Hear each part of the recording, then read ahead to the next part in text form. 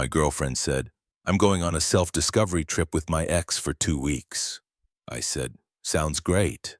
Then I moved out while she was gone and left a note. I discovered myself too.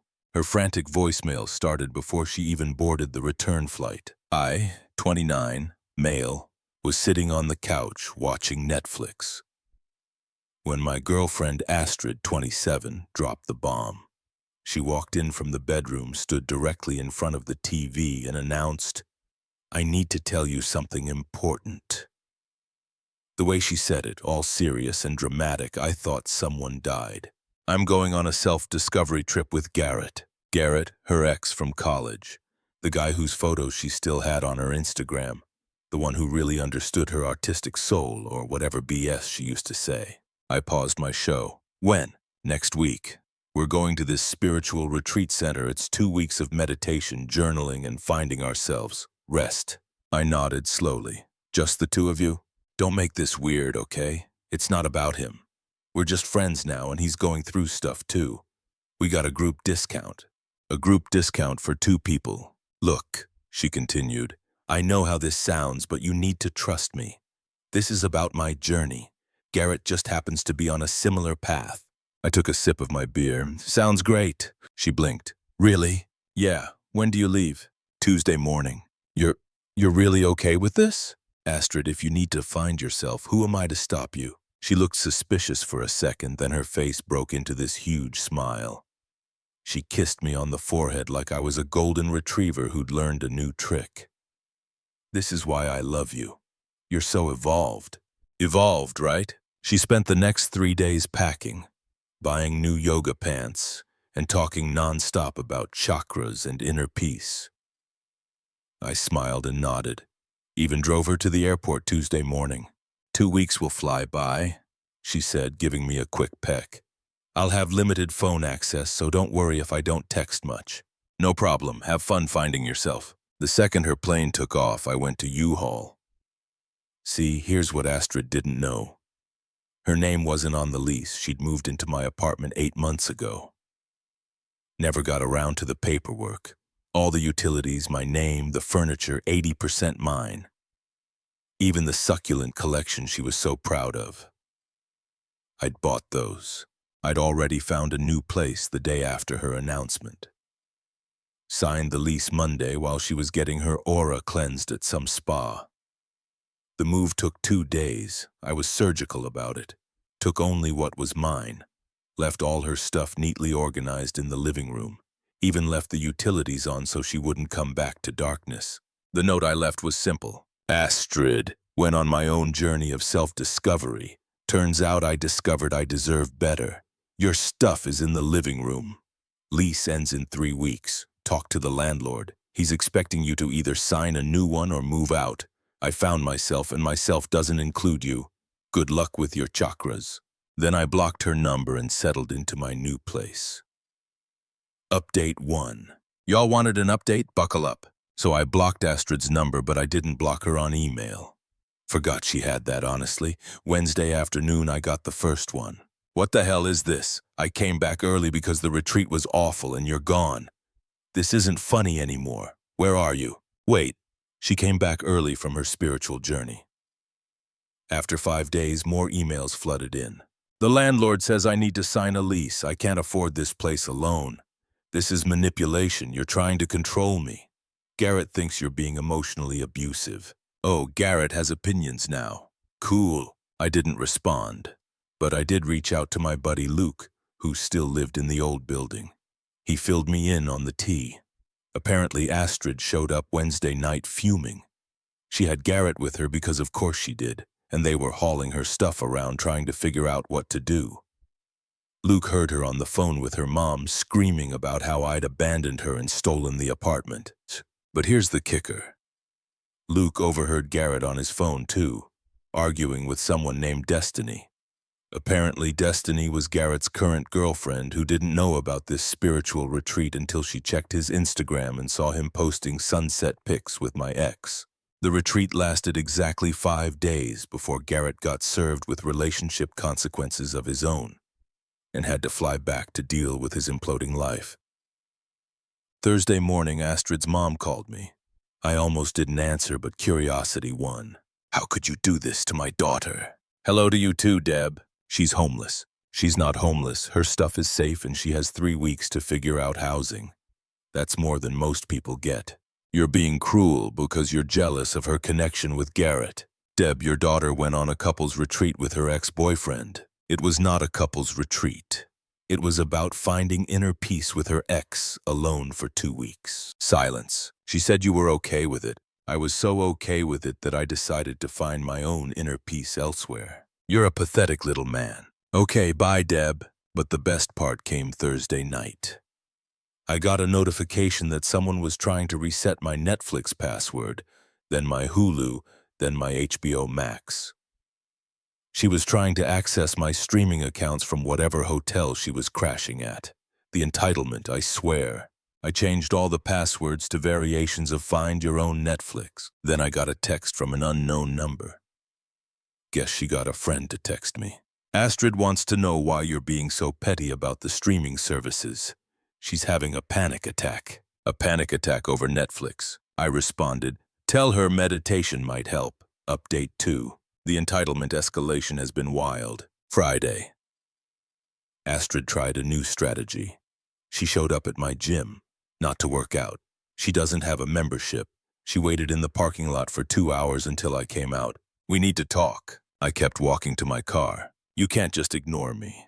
We were together for 3 years. 8 months, I corrected, unlocking my car. The emotional connection was 3 years. What does that even mean? She grabbed my arm. Look, I get it. You heard about Garrett, but nothing happened. Cool. We meditated. We did yoga.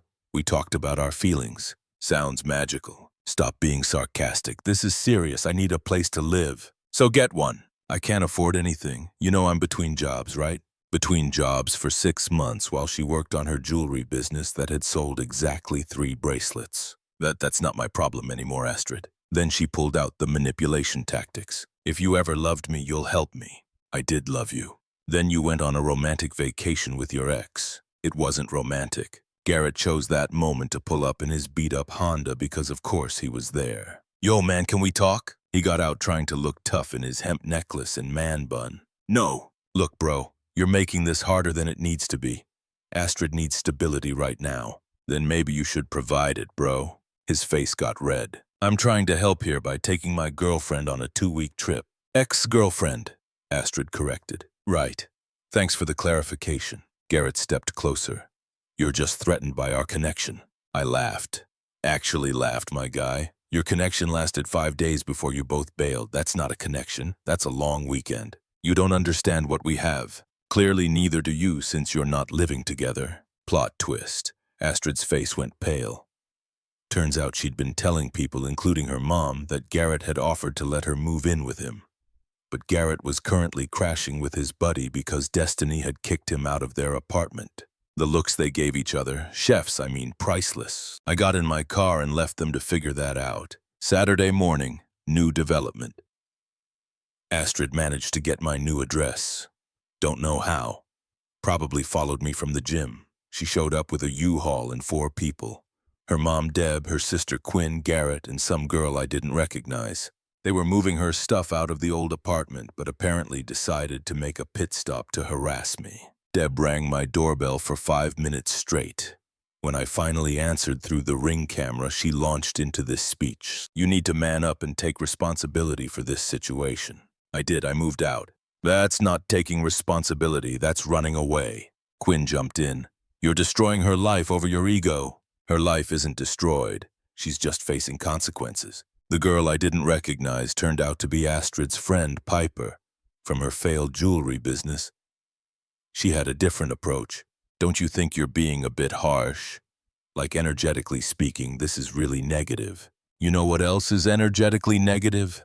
Going on vacation with your ex. Garrett, genius that he is, tried to jimmy my door handle on camera. Dude, I'm calling the cops if you don't stop. He backed off quick. Astrid finally spoke up and she was crying, but not sad crying, angry crying. I gave you everything. I decorated your apartment, I cooked for you. I made you a better person. You decorated with my money, cooked twice in 8 months, and I'm the same person I always was. You're being vindictive. I'm being gone. Big difference. They finally left after I mentioned I was documenting everything for a potential restraining order, but the saga wasn't over. That night around 10 p.m., I got an email from Astrid with the subject line business proposal. I kid you not. She sent me a business proposal. She wanted me to invest in her jewelry business in exchange for 10% equity. The investment amount, exactly what 3 months of rent would cost at the old apartment. The business plan was 2 sentences. Cosmic creations will revolutionize mindful jewelry. With your investment, I can focus on creation without housing stress. I didn't respond, but I did forward it to Luke, who works in venture capital. His response, is she high? Update 3. Monday morning.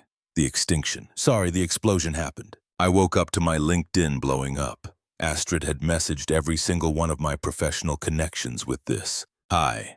I'm raising funds for my spiritual jewelry business and noticed you're connected with my ex. Despite our personal situation, I believe in keeping business separate. Would you be interested in cosmic consciousness through wearable art? She really pitched her failed bracelet business to my boss, my clients, my college professors, the random recruiter I connected with 3 years ago. My boss texted me, "Your ex is interesting, is she okay?" My biggest client, "I think your girlfriend needs help." The university professor, "Is this performance art?" But she wasn't done. Astrid had created a GoFundMe. Help a spiritual entrepreneur escape emotional abuse. The description was a masterpiece of delusion. According to her, I had financially controlled her for years. She hadn't worked in 6 months by choice, isolated her from friends. She went out every weekend, sabotaged her business. I never touched her jewelry stuff.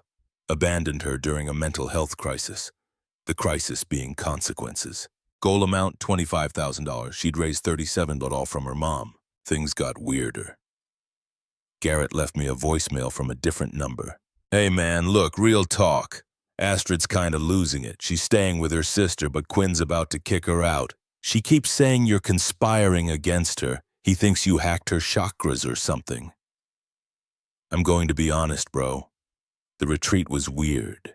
She wanted to do this tantric workshop, and I was like, that's too much.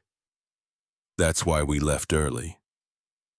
Well, that and my girl found out. But anyway, maybe just give her some money so she stops. She's making us all look bad. Hacked her chakras. I can't make this up. Wednesday was court day. Yeah, we ended up in court. Not for anything serious. She tried to file a civil claim saying I owed her compensation for domestic partnership. Apparently, she Googled some stuff about common law marriage and thought she had a case. The judge looked at her filing. She represented herself, obviously, and actually said, "Ma'am, you lived together for 8 months. You were on vacation with another man when he moved out. What exactly are you claiming?" Emotional investment damages. The judge dismissed it in under 5 minutes, but Astrid wasn't done. Outside the courthouse, she'd arranged for Piper to be there with a camera filming her giving a speech about systemic oppression of spiritual women. It has 12 views on TikTok, all from her mom's different accounts.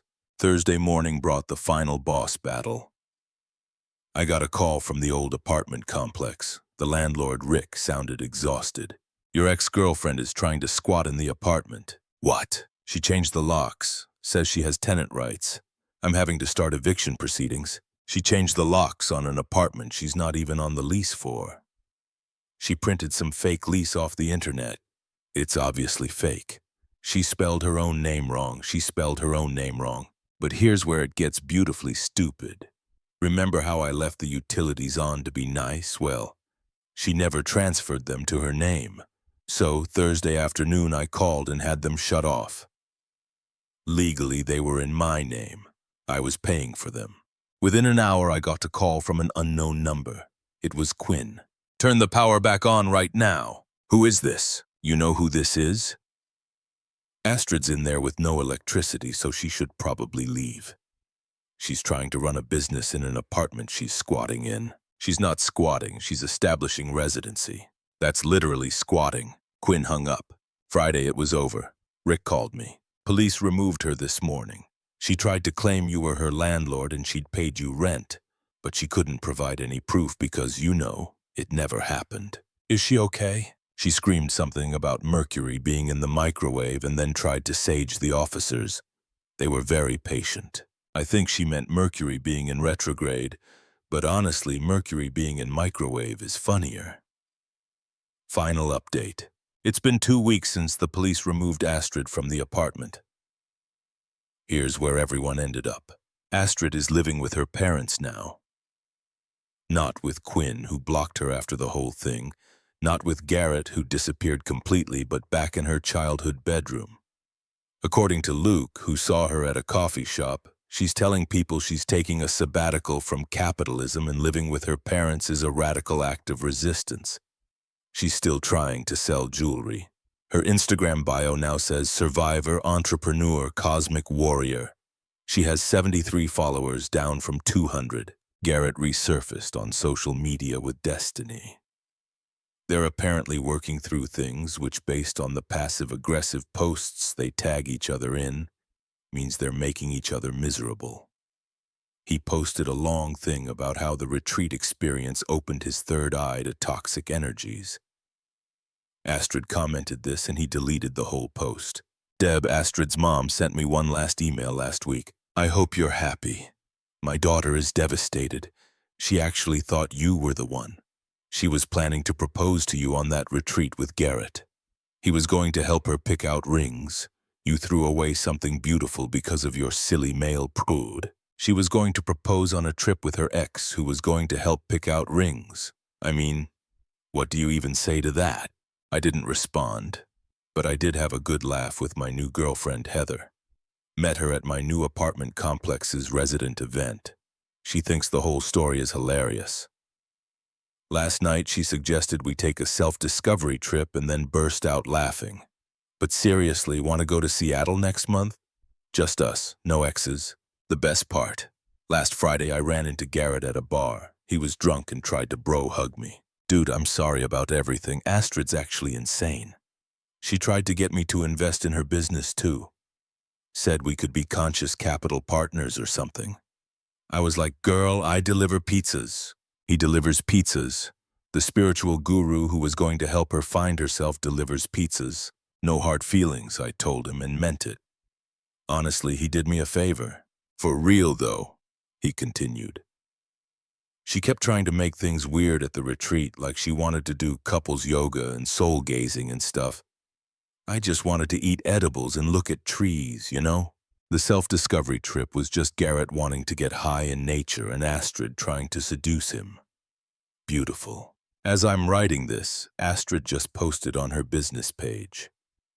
Major announcement coming soon. Cosmic Creations is evolving into something bigger. The announcement posted an hour later. She's adding essential oil blends to her jewelry line. The oils are just repackaged stuff from the dollar store. Piper accidentally revealed this in the comments before deleting it. Someone asked if the oils were FDA approved. Astrid responded, I don't subscribe to governmental oversight of natural healing. Her mom was the only one who liked the post. Looking back, the red flags were everywhere. She once tried to pay her portion of rent with a check from her future self. She believed her cat was her grandmother reincarnated. She didn't have a cat. She tried to expense her therapy to my health insurance as a dependent life partner. She once got mad at me for dream cheating. I allegedly flirted with someone in her dream, but the ending exactly what it needed to be. She discovered herself all right. Discovered she's an entitled person who thought she could have her chakras aligned and her rent paid by different guys. And me, I discovered that standing up for yourself isn't vindictive, it's necessary. Also discovered that my new apartment's water pressure is amazing. And nobody here tries to charge crystals in the microwave at 3 a.m. To everyone saying I should have just talked it out, I did. My response was moving out. Sometimes the best conversation is the one you don't have. To those saying I was too harsh, she took a 2-week vacation with her ex and expected me to be cool with it. The bar was underground and she brought a shovel. And to Astrid, since I know you're reading this, hide Deb's account. The retreat center called they want their meditation cushion back. the one you apparently stole. They're threatening legal action.